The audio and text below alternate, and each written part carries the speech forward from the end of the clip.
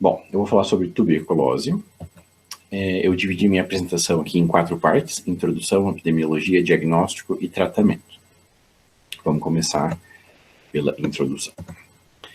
A tuberculose é causada por uma bactéria chamada Mycobacterium tuberculosis, ou MTB, que também é conhecido como bacilo de Koch, ou BK. Tá? Vocês podem ver dessas duas formas. O Mycobacterium tuberculosis é um bacilo álcool ácido resistente, né, ou BAR. Não é o único, mas é um dos. Então, às vezes, vocês vão ver como MTB, às vezes como BK, ou como BAR, mas todos dizem respeito aí ao mesmo bicho. A tuberculose é transmitida de pessoa a pessoa por via respiratória, né, mais especificamente pela inalação de aerossóis gerados por pessoas com tuberculose pulmonar ou laríngea.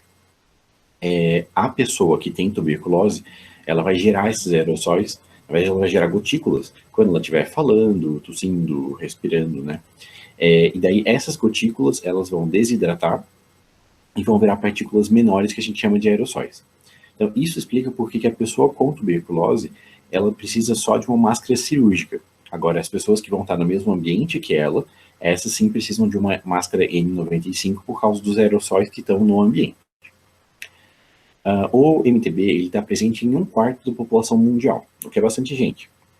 Mas desse povo todo, só 10% das pessoas que desenvolvem a doença.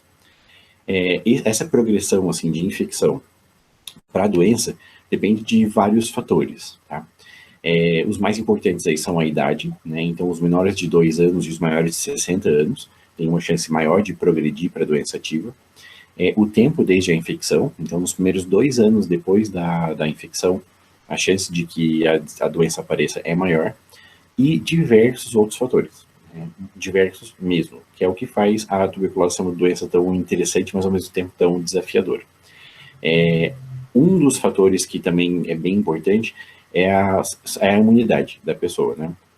E isso aí também vai estar associado com estilo de vida, condições socioeconômicas, nutrição e tudo mais. Sabendo que isso é uma coisa que influencia muito na progressão para a doença ativa, a gente sabe que tem algumas populações que são mais vulneráveis a adoecerem. Aqui eu destaquei algumas, né? Então, as pessoas vivendo com HIV têm uma chance 28 vezes maior do que a população geral de progredir para a doença ativa. As pessoas em situação de rua têm uma chance 56 vezes maior do que a população geral. E tem algumas outras populações também, como, por exemplo, as pessoas privadas de liberdade e os profissionais de saúde, tá? Que são uma população vulnerável que a gente esquece de lembrar que é vulnerável. Uma vez que a pessoa adquire assim, essa infecção, a doença pode se apresentar de várias maneiras. Primeiro, o que a gente chama de TB primária. Então, a pessoa inalou uma partícula de aerossol com um bacilo, o bacilo foi ali até o final, foi até os alvéolos, né? Entrou em contato com os macrófagos alveolares, e o bacilo infectou a pessoa. Uma vez que infecta, ele foi lá, causou a doença. Ponto. Isso é TB primária. É uma forma pouco comum de doença que a gente vê mais em crianças e em imunodeprimidos.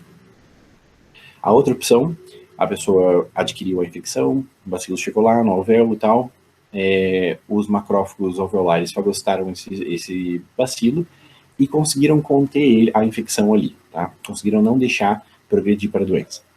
Essa situação a gente chama de infecção latente por tuberculose, ou ILTB. Tá? Por definição, na ILTB a pessoa não tem manifestação nenhuma de doença. Ela entrou em contato com o bacilo infectou a pessoa, mas não chegou a causar doença. E, por fim, a gente tem a outra apresentação aí, que é quando a pessoa é infectada, o corpo da pessoa, né, o sistema imunológico da pessoa dá conta dessa infecção, contém a infecção ali dentro do granuloma. Em algum ponto, mais tarde aí na vida dela, esse bacilo sai desse granuloma e aí faz a doença. Tá? Isso é o que a gente chama de TB pós-primária ou TB secundária, que é a forma mais comum de apresentação. Essas apresentações, né, elas podem se dar em vários lugares do corpo. Na verdade, você pode ter tuberculose praticamente em qualquer lugar do corpo.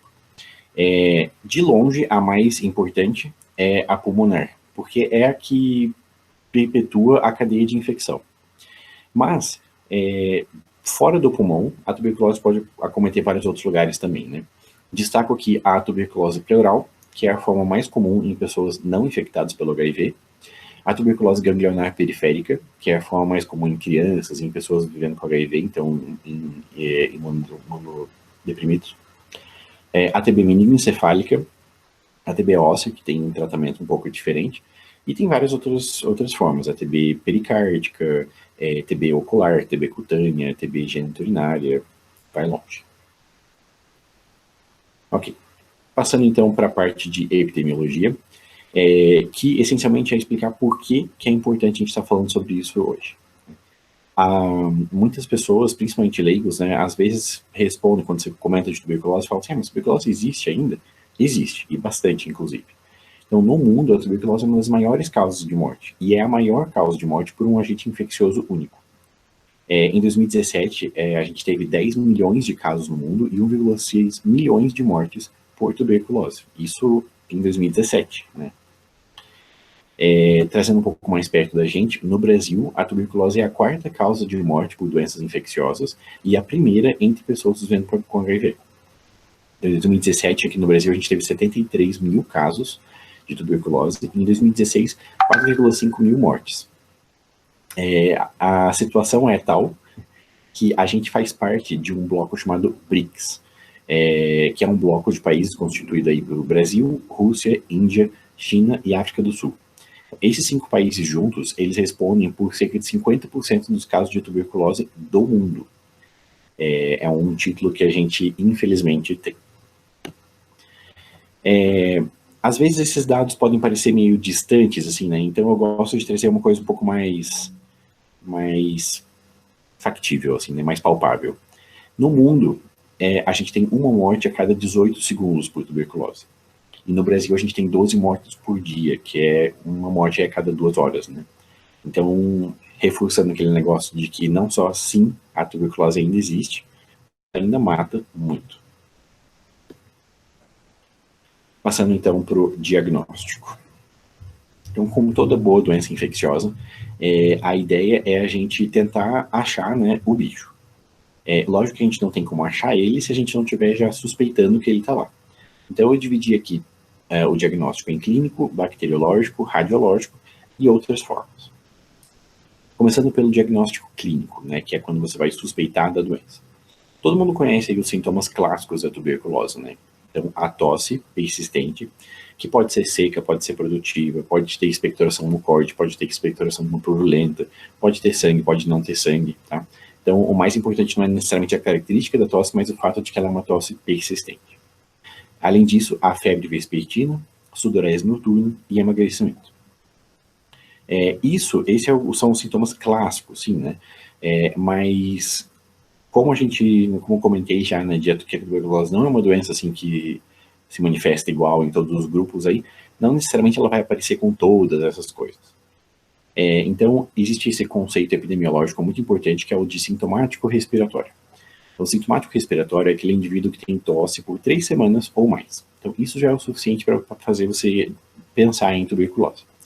É importante a gente, né, como profissional de saúde, saber que esse critério ele é diferente para populações vulneráveis. Então, por exemplo, pessoas vivendo com HIV são considerados como sintomáticos respiratórios quando tem tosse, independentemente do tempo. Pessoas em situação de rua também, tosse independentemente do tempo. Pessoas privadas de liberdade, geralmente a gente usa aí 2 semanas. Então, esses critérios podem variar um pouquinho de acordo com a população. Mas, em termos gerais, tosse por 3 semanas ou mais.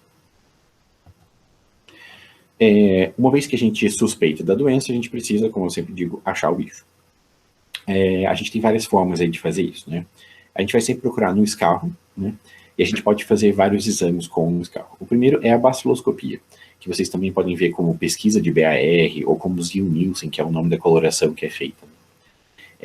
Para a baciloscopia, a gente precisa de 2 amostras. Uma no primeiro contato com o sintomático respiratório e outra no dia seguinte. Isso é muito importante, porque a gente precisa, das 2 amostras, independentemente do resultado da primeira, e 2, porque a primeira amostra é no primeiro contato com o sintomático respiratório. A gente tende a ter aquela noção assim, de que o escarro tem que ser sempre em jejum. E sim, o segundo escarro, a gente prefere, né, a gente opta por coletar de manhã em jejum. Só que o primeiro tem que ser já na identificação do sintomático respiratório. A baciloscopia, ela demora aí umas 24 horas para ficar pronto, geralmente. E ela não discerne entre outros BRs, ela só acha BR. Segundo, a gente tem o teste rápido molecular para tuberculose, ou TRMTB. Vocês também podem ver esse teste como DINExpert, que na verdade é o nome da técnica que faz esse teste. Não, existem outros DINExperts, não necessariamente só para TB. O TRMTB é um PCR que identifica o material genético do Mycobacterium tuberculose, especificamente. Então, ele é um teste muito mais sensível e muito mais específico que a baciloscopia. Em sendo um teste muito mais sensível, muito mais específico, para fechar o diagnóstico de TB, a gente só precisa de uma amostra de escala. Grande vantagem desse teste é que ele, além de detectar o bacilo, ou mais especificamente o MTB, ele detecta também se esse bacilo é resistente ou não à rifampicina. E, diferente da baciloscopia, que demora aí 24 horas para ficar pronto mais ou menos, o TRMTB fica pronto em 2 horas. Então, é um exame muito prático, né, para diagnóstico, e é a primeira escolha, tá, nos locais em que ele está disponível. Por sorte, a gente tem o TRMTB disponível na maior parte dos locais, assim, principalmente em centros maiores, né, porque, embora seja um teste caro, o SUS subsidia isso daí, tá? E se você não tem isso no seu serviço, com certeza o seu serviço tem algum fluxo para enviar a amostra para um local em que esse exame está disponível, tá? Então, sempre que possível, lembrar que o TRMTB é o teste diagnóstico de escolha para diagnóstico de tuberculose. E daí a gente tem o padrão ouro aí, que seria a cultura, né? A cultura para micobactérias, junto com o teste de sensibilidade, que é como a gente chama o antibiograma, tá? O problema da cultura é que micobactéria é um bicho meio chato de crescer, assim, e ele costuma demorar aí 2, 3 meses para aparecer na cultura. Então, como a gente não pode demorar esse tempo todo para fazer o diagnóstico, a gente acaba tendo que depender dos outros exames. Antes de a gente passar para a próxima parte, só reforçar que o teste diagnóstico de escolha é o teste rápido molecular para a tuberculose, tá? E não tem essa de, é muito caro, e não tem, porque sempre tem. Se você está numa unidade de saúde, você consegue fazer esse exame. Se você está numa UPA, você consegue fazer esse exame. Se está no HC, você consegue fazer esse exame. Então, é só você descobrir como você faz. Se você não tem esse exame, se você consegue, como é que você faz para levar para um lugar que tem. Outro diagnóstico seria o diagnóstico radiológico, né? Na tuberculose, que é uma doença muito da atenção primária, assim, né, principalmente, o método de imagem mais utilizado é a radiografia de tórax. Mas você também, se você tiver essa disponibilidade, né, pode usar aí a tomografia. E quais são as alterações que a gente vai ver? Na TB primária, a gente tem o que a gente chama de complexo de Rank. O complexo de Rank, ele é formado pelo foco primário, ou nódulo de Ghon, que é onde o bacilo entrou, tá? Em associação com as linfonodomegalias hilares. Mostrando aqui no exemplo, na seta branca a gente tem o nódulo de Ghon, nas setas pretas a gente tem as linfonodomegalias hilares, e o conjunto disso aqui é o complexo de Rank. A gente também pode ter opacidades reticulomicronodulares difusas, que é o que a gente conhece como padrão miliar. Aqui eu só destaco que o padrão miliar é um padrão de apresentação, não é necessariamente uma apresentação em si. Que é o que a gente está vendo aqui. Todas essas coisas aqui que parecem ser nódulozinhos, são nódulozinhos, tá? Então, isso é esse infiltrado retículo nodular difuso. A gente também pode ter consolidações, nódulos, massas, que seriam imagens um pouco mais comuns, digamos, como aqui, por exemplo, que a gente tem esses nódulos consolidando aí, digamos, aqui, né? Só interessante a gente ver que isso aqui poderia muito bem ser uma pneumonia comum, né? Mas a gente sempre tem que pensar, assim, principalmente no nosso meio, né, que é um meio que tem muita tuberculose, se de repente isso não pode ser uma tuberculose mimetizando, assim, uma pneumonia comum, né, adquirida na comunidade. Por fim, a gente tem as cavidades, que são as grandes estrelas aí da tuberculose, como a gente consegue ver aqui. tá? Aqui o Dr. Dante sempre comenta, né, que são cavidades ou escavações, não cavitações, tá? Essa imagem é realmente muito, muito sugestiva de tuberculose, né, principalmente nos meios em que a tuberculose é mais prevalente. Já na TB pós-primária, a gente vai ver essas mesmas alterações, só que com predominância, assim, né, com predileção pelos lobos superiores e pelos segmentos superiores dos lobos inferiores. Então, tudo sempre vai para cima, assim, né? A tuberculose é uma doença que tem muito a ver com aerados, né, com áreas aeradas. Então, geralmente mais para cima. Só que, né, como muitas coisas na medicina, isso não é verdade para todo mundo, né? E idosos, diabéticos, pessoas imunocomprometidas podem ter apresentações atípicas. Ainda no diagnóstico radiológico, a gente tem essa questão da árvore em brotamento. Então, esse termo geralmente dá um arrepio nas pessoas, porque todo mundo acha que é assim, com certeza, tuberculose. Árvore em brotamento, um dia a gente já imaginou que fosse patognomônico de tuberculose, mas hoje a gente sabe que só indica, na verdade, um processo de disseminação bronquiolar. Então, o que a gente vê é o desenho realmente dos bronquíolos. Para quem nunca viu aqui, a árvore em brotamento é justamente isso aqui. Tá? Então, são como se fossem galinhos, assim, com brotinhos no final. A doutora Leda sempre fala, né, que a descrição original disso aqui foi da árvore de cerejeira, que tem os ramos e os frutos. Né? E realmente, né, parece assim, essa árvore em brotamento. Relembrando, isso aqui pode ser tuberculose, sim, né, principalmente dependendo da história clínica, mas não é necessariamente tuberculose. E de outros métodos diagnósticos, a gente tem a adenosina deaminase, ou ADA. A adenosina deaminase é uma enzima que está presente em linfócitos ativados. E é o método de escolha para diagnóstico de tuberculose pleural. A tuberculose pleural, ela costuma ser paucibacilar. Então, se você tiver o líquido pleural, talvez você geralmente não acha bacilos nesse líquido. Assim como o teste rápido molecular também pode vir negativo. Então, o exame de escolha para diagnóstico de TB pleural é a ADA. Né? Acima de 40 é bem sugestivo, acima de 60 é quase certeza que é tuberculose pleural. Lógico que não é exclusivo, assim, né? Você também pode ter ADA aumentada com linfoma, por exemplo. E falei de várias coisas, né? Falei de escarro, falei de raio-x, falei do ADA, mas não falei do PPD. Né? O PPD, que na verdade não se chama PPD, se chama prova tuberculínica, ele não é um exame que a gente usa para diagnóstico de tuberculose ativa. Tá? A prova tuberculínica, ela identifica a resposta imunológica ao PPD, que é o derivado proteico purificado, que é um coquetel assim, de vários antígenos de micobactérias. Como eu disse, né, ele não identifica o bicho, e sim a resposta imunológica a ele. Ele essencialmente identifica se a pessoa teve contato com micobactérias. Então a gente usa ele para diagnóstico da ILTB, que, né, relembrando ali, é aquela presença do bacilo latente, então sem manifestação de doença. Se a pessoa te diz que tem tuberculose, por exemplo, teve tuberculose, você sabe que ela teve contato com o bicho, né? Então você já supõe que o PPD dela vai vir positivo. Ou reator, no caso.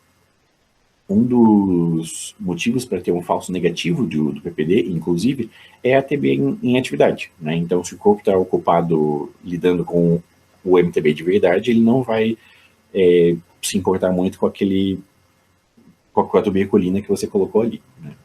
Então, o PPD ele serve para diagnóstico de ILTB e não para o diagnóstico da doença em atividade. Okay?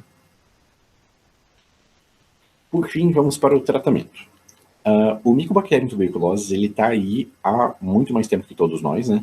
Tem até uns relatos, assim, que são meio anedóticos de múmias que já ter sido encontrado múmias com sinais de tuberculose, tá? Então, assim, o MTB não está aí há tanto tempo à toa, ele tá porque ele realmente é muito esperto. E uma das coisas que faz ele ser um bicho tão esperto é que o comportamento dele depende do meio em que ele está. Então, lembrando daquela história, né, de você inalou a partícula, ela foi lá para o alvéolo, foi fagocitada pelo macrófago alveolar, o macrófago conseguiu montar ali um granuloma e conter aquele bacilo ali, né. Às vezes ele não conseguiu conter e daí fez ali a cavidade, né, a escavação. Então a gente tem todas essas opções, todos esses lugares em que o bacilo pode estar. Quando o bacilo está na lesão pulmonar cavitária, ele está num lugar que tem alta concentração de O2, tem bastante nutriente por causa do tecido necrótico, né? E tem um pH neutro. Então, nesse contexto, o bacilo tem um crescimento geométrico. Se por acaso o corpo conseguiu dar conta ali da infecção e fez ali um granuloma, o bacilo vai estar dentro de uma lesão caseosa fechada. Nesse espaço, né, nesse contexto, ele está num local com baixa concentração de O2, com um pH neutro para ácido aí, então ele já não está em umas condições tão boas de crescer, mas ele tem um crescimento intermitente, que a gente chama. E por fim, se ele estiver no pior lugar que ele pode estar, que é dentro do macrófago, em que não tem O2, em que o pH é bem ácido, mesmo assim o bacilo cresce, mas ele tem um crescimento lento, tá? Então, como você sabe que você vai ter vários bacilos em comportamentos diferentes, o tratamento tem que atuar em todas as populações bacilares. Se você atuar só em uma, você acaba deixando as outras de reserva, né? Por isso, o tratamento da tuberculose é dividido sempre em duas fases, não importa quão do mal seja a tuberculose, sempre ele tem essas duas fases. A fase intensiva ou de ataque tem como objetivo reduzir rapidamente a população bacilar, tá? E em fazendo isso, eliminar os bacilos aí com resistência natural a algum medicamento.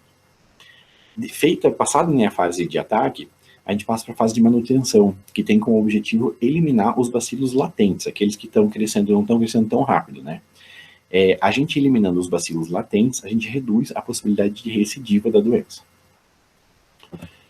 Tem vários esquemas de tratamento para tuberculose, né? Eu vou focar aqui só no esquema básico, que a gente chama, né? Que é a denominação do Ministério da Saúde. Que é o esquema que vai ser feito para tuberculose, casos novos aí, sem resistência, sem nada.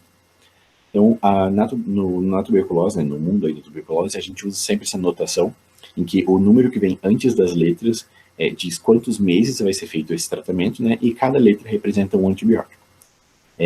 Então, no esquema básico, a gente tem 2 meses de rifampicina, isoniazida, piresinamida e etambutol, que é a fase de ataque, e 4 meses de rifampicina e isoniazida, que é a fase de manutenção. Um aspecto prático importante de como que é feito, né, como que vem esse tratamento. Esses medicamentos, eles vêm todos juntos, né, em comprimidos que a gente chama de DFC, dose fixa combinada. Tá? Então, a gente tem comprimidos que tem a rifampicina, a isoniazida, a piresinamida e o etambutol juntos, né, e comprimidos que tem a rifampicina e a isoniazida juntos também para a segunda fase. A dose dá para checar, né, no manual, isso aí não precisa saber de cabeça. Agora, o que é importante a gente notar aqui é que a dose é calculada de acordo com o peso. No manual antigo, a dose máxima era de 4 comprimidos, então para acima de 70 quilos, 4 comprimidos. No manual novo, que saiu agora em 2018, a dose máxima é de 5 comprimidos. Isso é muito importante porque lembrem que uma das manifestações clássicas, né, é perda poneral. Então, às vezes, esse paciente vai começar o tratamento com 40 quilos, mas depois de 1 mês de tratamento, 2 meses, ele vai estar com 50, 60, 70 quilos, né? Então, a gente precisa estar sempre de olho na dose. O esquema básico tem esse porém aí, que é o esquema básico para tratamento de TB meningoencefálica e óssea. Como são locais mais difíceis assim de tratar, né? Para essas apresentações assim, de tuberculose, né, para essas formas de tuberculose, a fase de manutenção é mais prolongada. Então, são feitos 2 meses de rifampicina, isoniazida, piresinamida e etambutol e 10 meses de rifampicina e isoniazida. Como eu disse, isso é para tuberculose sensível, né? Mas a gente tem a possibilidade de ter doença resistente. Né? E tem 2 tipos de resistência.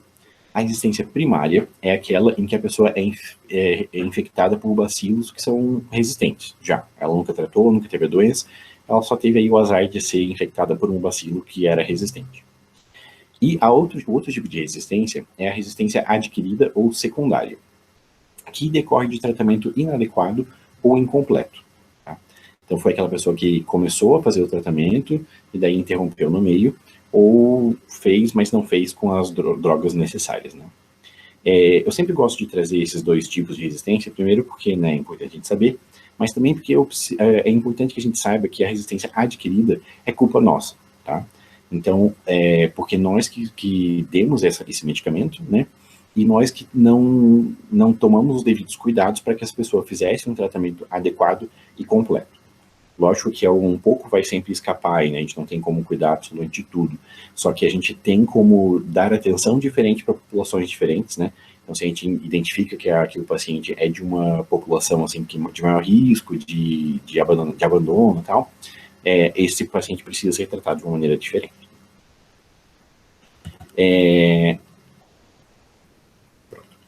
daí a gente pode, como na tuberculose se usam muitos medicamentos, né? A gente tem tipos diferentes de resistência também. A tuberculose monoresistente é aquela em que o bacilo é resistente a só um fármaco. A tuberculose poliresistente é aquela em que o bacilo é resistente a 2 ou mais fármacos, exceto a combinação rifampicina e isoniazida, que é a dupla de ouro aí do tratamento da tuberculose. A tuberculose multiresistente, né, ou MDR, multidroga resistente, é aquela em que o bacilo é resistente à combinação rifampicina e isoniazida, pelo menos. E a tuberculose extensivamente droga resistente, ou XDR, é aquela em que o bacilo é resistente à combinação rifampicina e isoniazida, mais a qualquer fluoroquinolona, mais a qualquer injetável de segunda linha. Os injetáveis de segunda linha, que são a amikacina, a canamicina e a streptomicina, a canamicina, a amikacina e a capriomicina. Aqui no Brasil a gente usa a amikacina. Então, se o bacilo é resistente a toda essa combinação toda, a gente chama de TBXDR. Né? E tem essa classificação extra aí, que é uma classificação temporária, na verdade, que é a TB resistente à rifampicina. Como disse para vocês lá atrás, o teste rápido molecular ele consegue identificar quando o bacilo é resistente à rifampicina, especificamente. Então, se você tem essa situação, você vai esperar a cultura, o teste de sensibilidade, mas nesse meio tempo, você fica com essa situação de TB resistente à rifampicina. Bom, era isso que eu tinha a falar, só de bônus aí, eu sempre trago isso também nessa aula, que é esse documentário feito pela Fiocruz, alguns anos atrás, chamado Herança Social, em que eles exploram o porquê que a TB ter esse aspecto social tão importante, né? Eles falam sobre, né, até tem aí na resenhazinha, no resumo, de por que para algumas pessoas a tuberculose é hereditária, né? Se de hereditária não tem nada, né? Na verdade, o que é hereditário é a situação social. Então eu deixei o link ali no YouTube, mas é bem tranquilo de procurar. É só pesquisar herança social, acho que é o primeiro que aparece já. É um documentário de uns 20 minutos, que vale bastante a pena ver para abrir os olhos aí. Obrigado.